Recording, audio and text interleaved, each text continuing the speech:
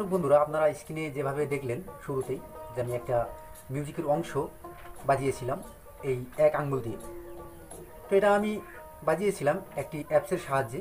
তো সেই অ্যাপসটি আপনারাও পেতে পারেন, ডেসক্রিপশন বক্সে লিঙ্ক দেওয়া রয়েছে, সেখান থেকে ডাউনলোড করে নেবেন। আর এই অ্যাপসটি কীভাবে আপনারা পরিচালনা করবেন সেই বিষয়টি আমি একের পর এক দেখিয়ে দিচ্ছি। তো আপনারা একটু ধৈর্য সহকারে দেখে নিন। আর যারা নতুন রয়েছেন আমার চ্যানেলটিকে এখনও সাবস্ক্রাইব করেনি তারা অবশ্যই করে সাবস্ক্রাইব করে নেবেন, আর পাশে থাকা বেল আইকনে অবশ্যই করে ক্লিক করবেন। দর্শক বন্ধুরা, আর বেশি কথা না বলে আমি চলে যাচ্ছি সরাসরি মোবাইলের স্ক্রিনে। এই হারমোনিয়াম অ্যাপসটাকে ডাউনলোড করার জন্য আমাদেরকে যেতে হবে প্লে স্টোরে। তো আমি প্লে স্টোরে ঢুকে পড়লাম। দেখুন, তো আমরা এবারে চার্জ করব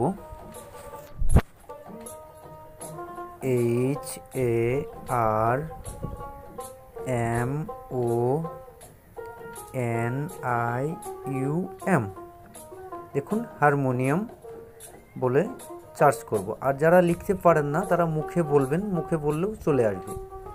তো দেখুন, আমি চার্জ করে ফেললাম। তো দেখতেছেন যে সবার উপরে যেটা রয়েছে এটা আমার ইনস্টল করা রয়েছে, আপনারা ইনস্টল করে নেবেন। তো দেখুন, আমি এটাতেই প্রেস করলাম। তো দর্শক বন্ধুরা খেয়াল করবেন যে এরকম আসার পরে আমরা বাম পাশে যে উপরে দেখতেছি এস কালার, এখানে প্রেস করব। করার পরে আমাদের সামনে এরকম অপশন চলে আসবে। তো এর পাশাপাশি দেখুন, এবারে বাম পাশে খেয়াল করবেন এই অপশনগুলোর থেকে যে রেগা লেখা রয়েছে হিন্দিতে আর ইংরেজিতে CDE লেখা রয়েছে, এখানে ক্লিক করবেন। দেখুন, তো করার পরে এরকম অপশন চলে আসবে।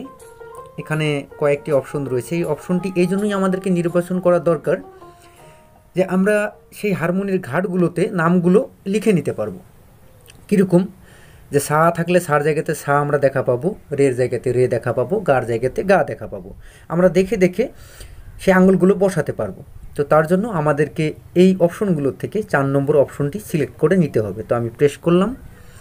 এবারে আমাদের সামনে এরকম চলে আসছে।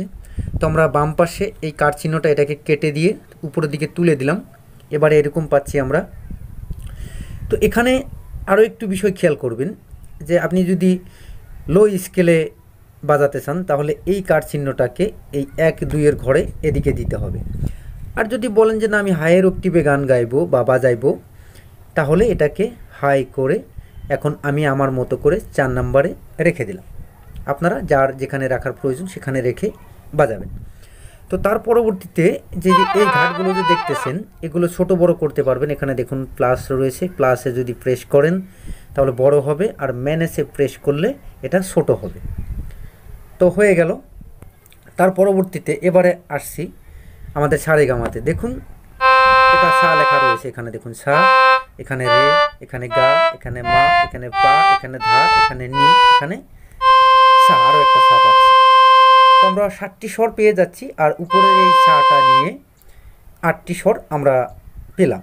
তো এই স্বরগুলো দেখে দেখেই আপনি প্র্যাকটিস করতে পারেন এবং সুরের ধারণা নিতে পারেন যে আমরা যে গানগুলো মুখে বলি বা গুনগুন করি সেগুলো কোথায় উঠতেছে কোথায় নামতেছে সেই বিষয়গুলো জানতে পারবেন। যেরকম দেখুন, আমার ঘুম ভাঙাইয়া গেল গো মরার কোকিলে, কোথায় কোথায় যাবে এগুলো যদি সারগাম আপনি দেখে নেন, যে আমি দোতরা টিউটোরিয়াল দিয়েছিলাম যে সেখানে সারগামগুলো লিখে দিয়েছিলাম, সেই সারগামগুলো নিয়েও আপনি এই হারমোনিয়ামে একটি আঙ্গুল দিয়ে বাজাতে পারেন। তো দেখুন কীরকম, আমার ঘুম ভাঙাইয়া গেল গো মরার কোকিলে, আমায় উদাসী বানাইল গো মরার কোকিলে।